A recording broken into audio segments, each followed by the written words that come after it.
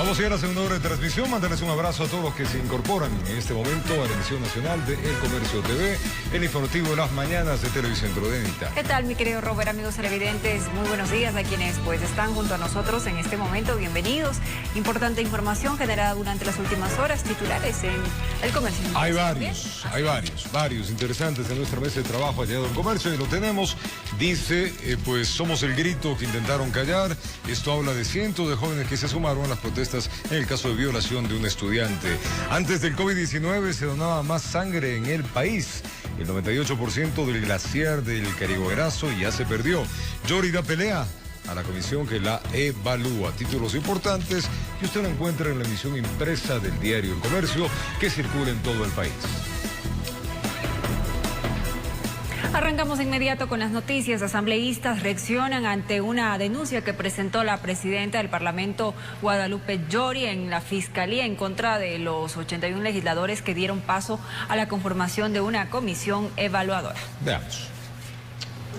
La presidenta de la Asamblea Nacional presentó ante la Fiscalía General del Estado una nueva denuncia en contra de más de 80 legisladores que votaron a favor del cambio del orden del día, que permitió la conformación de una comisión multipartidista que evalúe su gestión. Se había advertido de que las medidas cautelares del Tribunal de Garantías Penales de Iñaquito se encontraban vigentes. El Pleno de la Asamblea Nacional no podía ni conocer, ni tratar, ni resolver la conformación de la Comisión Pluripartidista ad hoc. El legislador Ricardo Vanegas, miembro de Pachacutic, considera que para presentar una denuncia ante la Fiscalía por incumplimiento de autoridad competente, se sigue otro proceso. Yo lo veo débil porque necesita de la decisión del juez. El juez es el que tiene que decir, se ha violado la decisión que yo he tomado. No en este caso ella. Mientras otros legisladores cuestionan que la titular del primer poder del Estado continúe metiendo a la justicia para mantenerse en el cargo. Lamentablemente la presidenta de la Asamblea Nacional parece ser vidente porque pone la denuncia incluso antes de que se realice la votación de este punto del orden del día, utilizando la justicia nuevamente para sus intereses totalmente personales. No creo que se presten los órganos jurisdiccionales, mucho menos la fiscal en este tema. Aquí no hay temor de nada. No puede estar, repito, el primer poder del Estado de rodillas por el capricho de una persona. Sería un nefasto precedente de la Fiscalía General del Estado que intente acallar una acción constitucional y legislativa de los asambleístas. Si nos quieren venir a meter presos, aquí estamos. Por otro lado, sobre la denuncia que Llori presentó contra los miembros del CAL, la jueza dio 5 días para que las partes concilien. Que esa conciliación por el país debería empezar por una decisión de la presidenta de la Asamblea de dar un paso al costado. Esto es insostenible, señores asambleístas. En total, son 4 los procesos que ha presentado Llori ante la justicia, informó Valeria Navarro. Y un tribunal de garantías penales revocó las medidas cautelares a favor de la presidenta de la Asamblea, Guadalupe Llori, quien intentaba frenar la conformación de una comisión en el legislativo para que la investigue. Con esto quedaría sin piso la nueva denuncia presentada por Llori por el presunto delito de incumplimiento de decisiones legítimas de autoridad competente. Llori presentó la acción legal tras haberse conformado la comisión que la evaluará. Vamos a contarles que desde este día jueves corren 35 días para que la comisión multipartidista evalúe a la presidenta de la Asamblea Nacional, Guadalupe Llori. Recordemos que lo están evaluando por el presunto incumplimiento de funciones. La comisión multipartidista para evaluar a la presidenta de la Asamblea Nacional mantendrá su primera sesión formal este jueves a las 3 de la tarde. Hay quienes tienen claro cuál es el procedimiento. La comisión constituida, que es sustanciadora de todo un proceso de investigación a la presidenta Llori, es legal, totalmente legal. Y el compromiso de la comisión es precisamente empezar a trabajar de inmediato. Pero otros no tanto. Nosotros no creamos una comisión solo para Llori, eso sería terrible. La evaluación debería centrarse solo en la presidenta del Legislativo, que es contra quien se presentó la denuncia. Que pueden ver cómo en declaraciones los asambleístas que incluso fueron designados para esa comisión ni siquiera saben lo que dice la ley, ni siquiera saben lo que establece, cuál es el procedimiento. Venir a decir que tienen que investigar a los 7. Pero es que acaso ni siquiera leyeron la resolución por la cual pusieron su nombre el día de ayer. Además, no todos están de acuerdo en cómo se conformó la comisión. Incluso la bancada oficialista no fue tomada en cuenta. ¿Los independientes son un partido político? No. ¿Los independientes son una bancada legislativa? No. Entonces constituyeron una comisión donde están dejando por fuera no a cualquier bancada, a una bancada que tiene 27 legisladores. Algo con lo que no coincide John Vinuesa, asambleísta. Hola, ñañito, ¿cómo estás? ¿Qué tal tu nueva casa? Ñañita, bastante cómoda. ¿Y cómo están todos por allá? Estamos muy bien. Oye, ponte pilas, se vienen las elecciones del 2023. Es verdad. Yo no he cambiado mi domicilio electoral. Y no sé cómo hacerlo. Fácil, lo puedes hacer a través de la página web, en cualquiera de las 24 delegaciones provinciales electorales o en las brigadas fijas y móviles. Solo necesitas presentar tu cédula de identidad o pasaporte y una planilla de servicio básico. Si cambiaste de residencia, recuerda, haz tu cambio de domicilio electoral. Lo podrás hacer hasta el 14 de mayo. Así podrás sufragar cerca de tu casa para las elecciones del 2023. Consejo Nacional Electoral, elecciones seccionales y del CPCCS 2023. La democracia está en ti. Vamos a continuar con las noticias. Juan Javier Dávalos, miembro del Consejo de Participación Ciudadana y Control Social, podría ser investigado por presunto nepotismo al haber sido funcionario del municipio de Quito cuando su madre, la concejal Soledad Benítez, ocupó ese cargo. Preocupación existe en el Consejo de Participación Ciudadana y Control Social, porque uno de sus miembros habría incurrido en el delito de nepotismo. Pero sería lamentable que algún hecho bochornoso nuevamente trastoque al interior del Consejo de Participación Ciudadana y Control Social. Se hace referencia al consejero Juan Javier Dávalos, quien entre el 2017 y octubre del 2018 habría trabajado en el municipio de Quito, en el despacho de uno de los concejales aparentemente, pese a tener prohibición por ser hijo de la concejala Soledad Benítez. Diego Ceballos, de Gobernanza Local S. Da más luces. Se ha verificado efectivamente que lo que se señala en redes sociales no es una acusación al aire, sino que efectivamente de la documentación pública que consta tanto en la web del municipio como en la página web institucional de la Contraloría, existió esa vinculación del consejero Juan Javier Dávalos al municipio y existía además de esa prohibición, porque es público y notorio que es hijo de la concejala Soledad Benítez. Se demanda la inmediata intervención de la Contraloría General del Estado para que inicie una acción de control y de encontrar irregularidades aplique correctivos. Tienen que devolver los recursos que se erogaron a favor de él dentro de este periodo que, según consta de información pública, eran $3.000 mensuales por 14 meses, $42.000 más los beneficios de ley.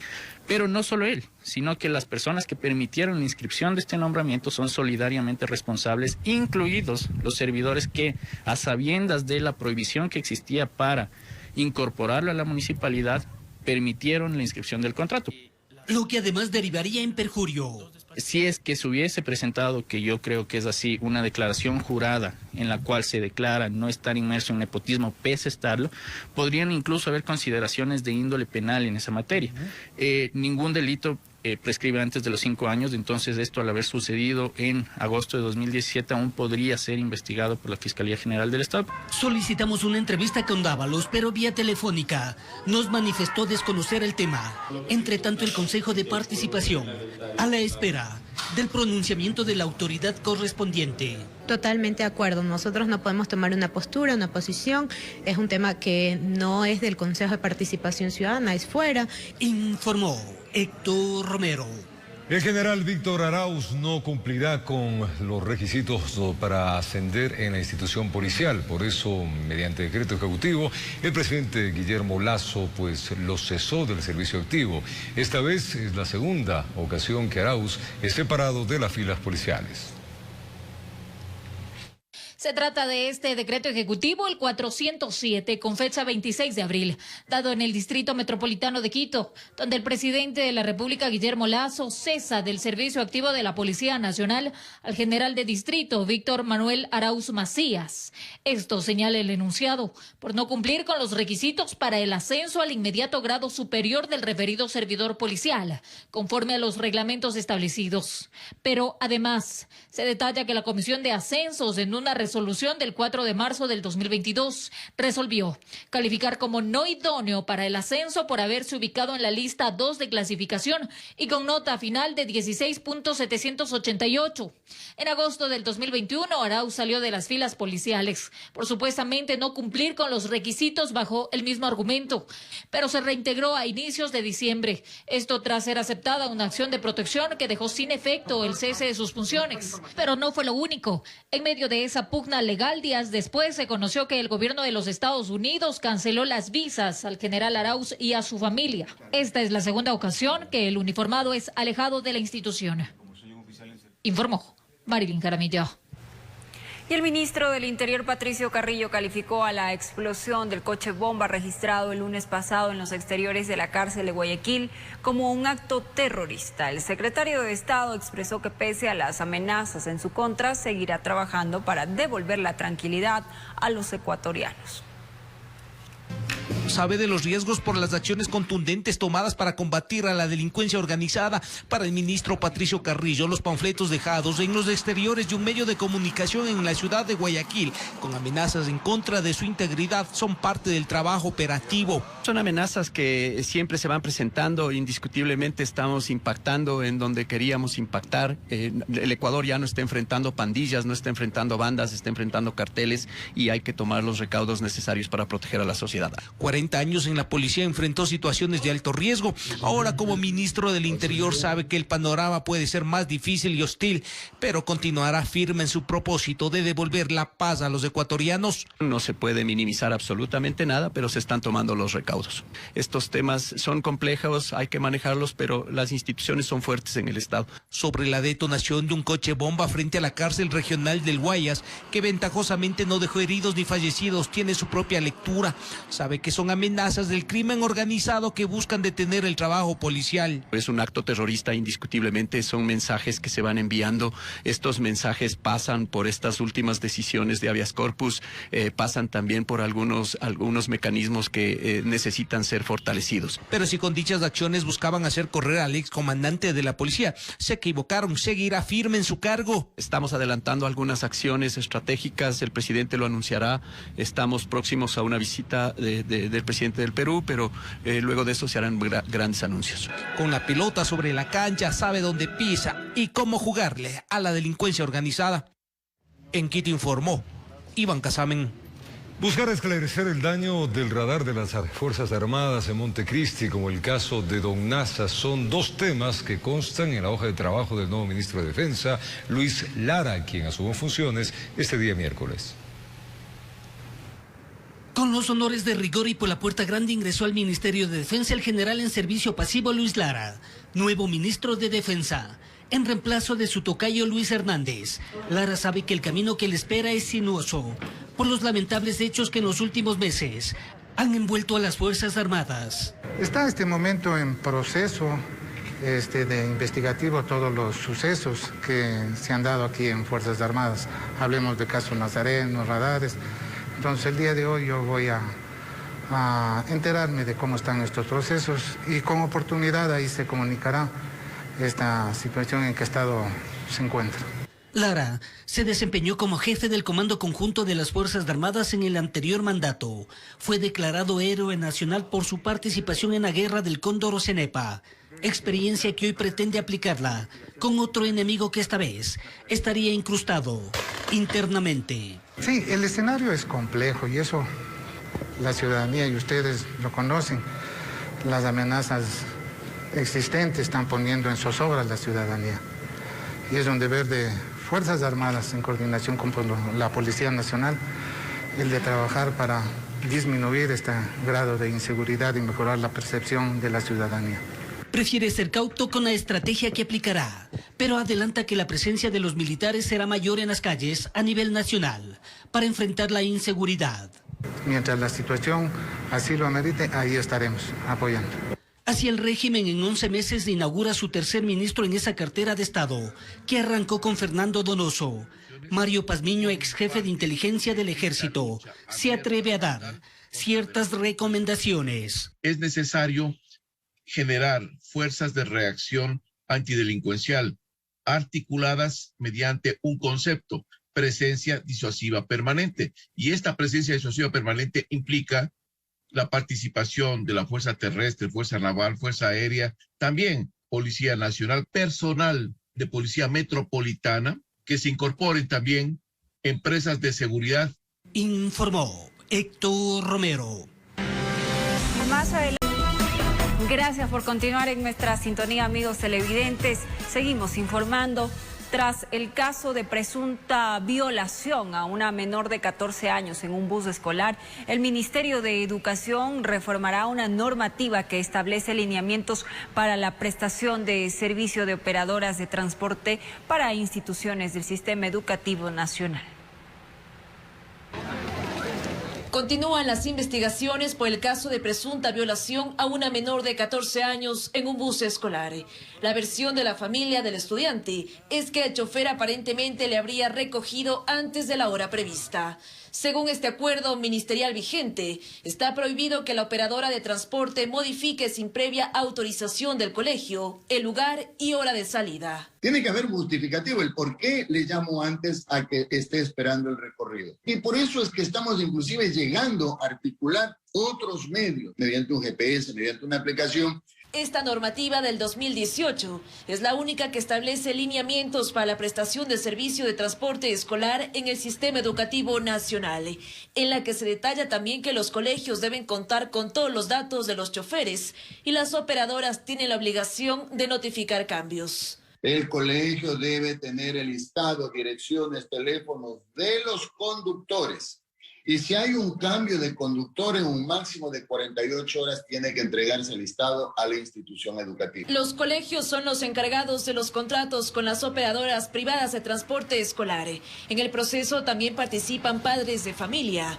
El viceministro de Educación, Andrés Chiriboga, indicó que reformarán la normativa para que un docente esté presente en los recorridos. Los docentes y el personal administrativo que acompañaría a los niños es un elemento de persuasión, no necesariamente de una seguridad completa. Tenemos que trabajar justamente en ese perfil. También se pretende mejorar los protocolos de atención ante estos casos. Sibel Martínez de Rescate Escolar es clara en mencionar que hay 4 puntos que son claves para proteger a las víctimas. Uno de detección, otro de derivación, acción y seguimiento, ¿no? Es inmediato la denuncia, ¿no? Y la denuncia además por parte de la autoridad educativa. Según el Ministerio de Educación, en este caso, no se brindó apoyo psicológico inmediato y se trató de priorizar la imagen del colegio, por lo que la rectora de la institución educativa presentó su renuncia. Informó Priscila Cadena. Y por segundo día consecutivo, amigos, estudiantes, padres de familia, colectivos sociales, protagonizaron un plantón en los exteriores del Ministerio de Educación exigiendo celeridad en las investigaciones de la presunta violación de la que habría sido víctima una menor de 14 años por parte del conductor de su recorrido.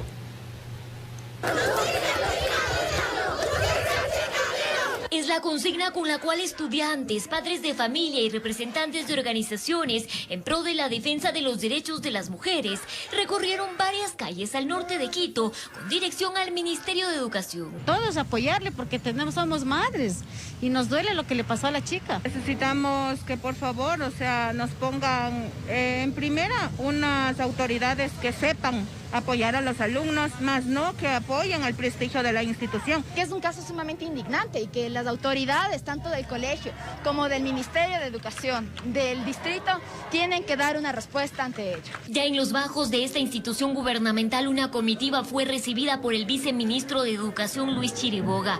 Luego de más de 2 horas de reunión, se llegó al acuerdo de llevar adelante mesas de trabajo, en la cual la agenda a tratar será planteada por los estudiantes.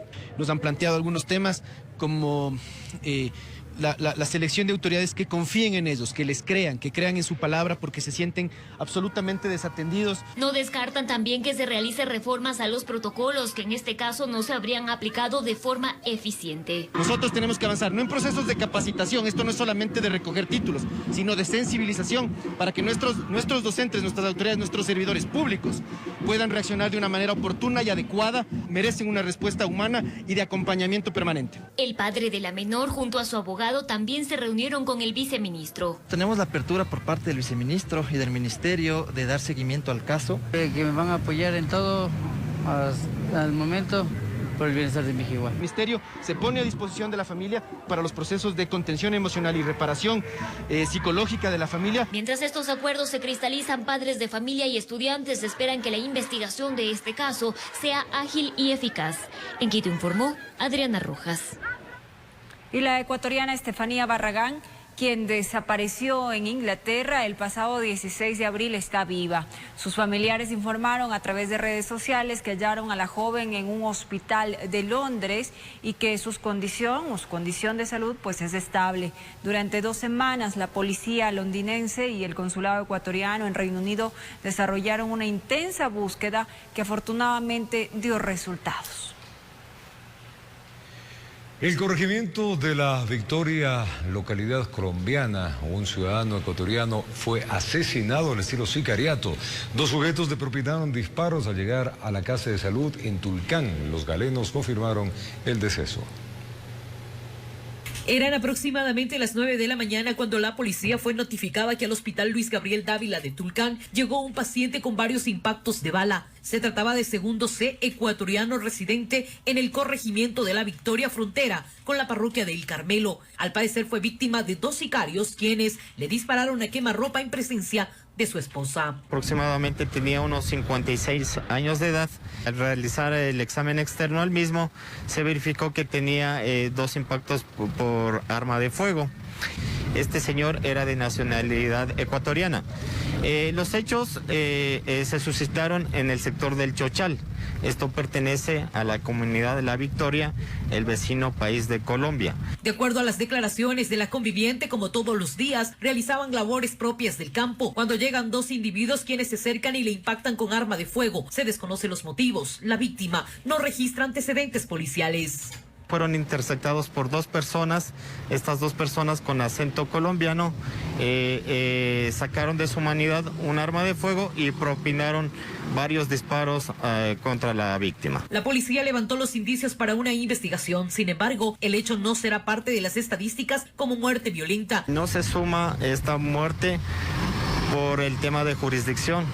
El hecho de que pasó en el vecino país de Colombia, esto le compete investigar a las autoridades de ese país. Nosotros también levantamos alguna información relevante en cuanto a la investigación de este caso. La vereda El Chochal, perteneciente al corregimiento de La Victoria, frontera con Ecuador, fue en donde se suscitó el hecho de sangre. Aquí residen varias familias de nacionalidad ecuatoriana. Además, el sitio es conocido como una ruta del narcotráfico y presencia de grupos armados. Con imágenes de José Cedeño desde Tulcán, informa Miriam Enríquez.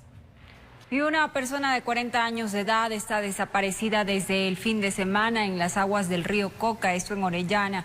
El hombre viajaba hasta su comunidad en una embarcación que naufragó junto a 2 personas más que lograron llegar a la orilla y dar aviso del suceso. Rescatistas lo buscan sin resultados. En las caudalosas aguas del río Coca, en Orellana, se le busca a Francisco Vargas, de unos 40 años aproximadamente, que está desaparecido junto a la canoa en que navegaba desde el pasado fin de semana.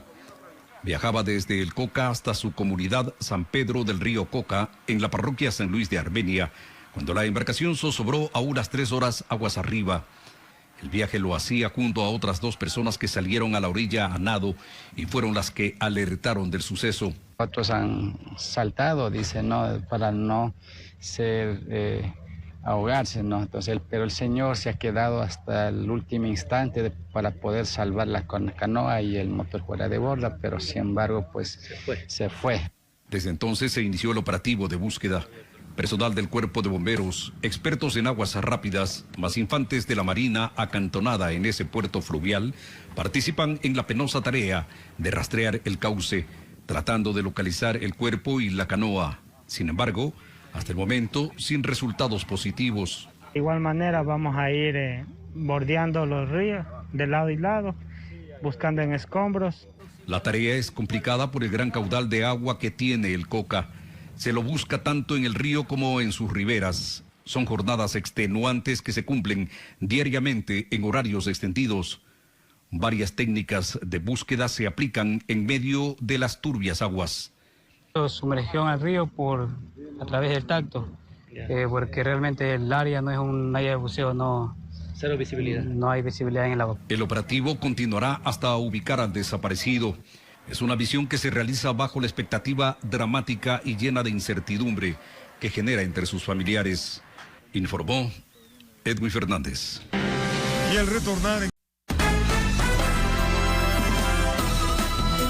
Gracias por acompañarnos. Vamos a contarles ahora que en Arenillas, en la provincia del Oro, una presunta organización delictiva está dedicada a la extorsión fue desarticulada. 11 personas fueron detenidas. Contaban ya, o contactaban a sus víctimas a través de las redes sociales.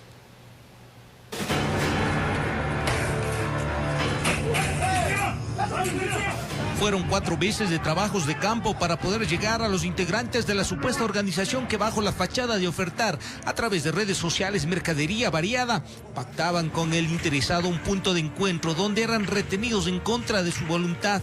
La misma que tenía conexiones con la ciudad de Santo Domingo de los Tesáchilas y paralelamente también con 2 personas privadas de la libertad. A las víctimas les despojaban de todas sus pertenencias, les vaciaban sus cuentas bancarias y no contentos con lo que conseguían, prácticamente les secuestraban para mediante llamadas pedir a los familiares una recompensa económica para que recuperen su libertad. Hoy hubo otra desorganización y en la agenda operativa de las unidades de investigaciones y de inteligencia hay muchos más temas que lo irán viendo.